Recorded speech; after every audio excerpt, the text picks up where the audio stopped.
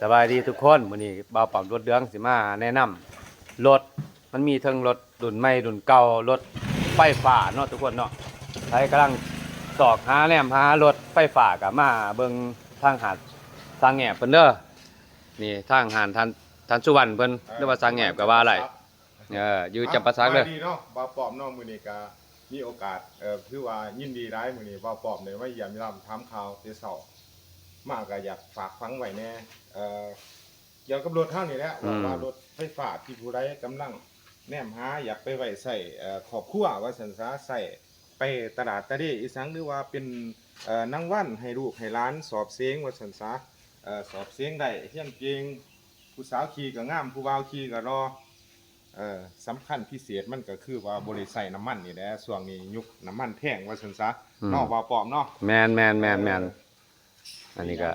ติดต่อเข้ามาทางบ่าวปอมรถเรืองเฮาก็ได้เด้อหรือว่าติดต่อมาทางเพจหรือว่าเป็นเบอร์โทรก็มีเบอร์โทรของห้างสร้างเองว่าซั่นซะ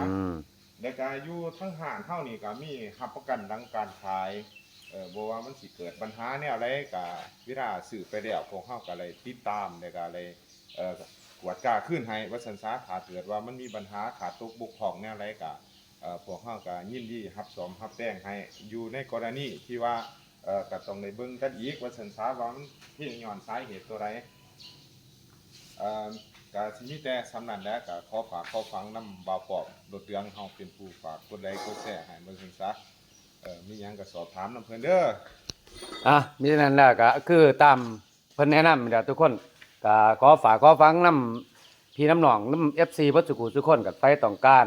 รถไฟฟ้าก็ว่าอะไรเนาะก็เพื่อเป็นของขวัญให้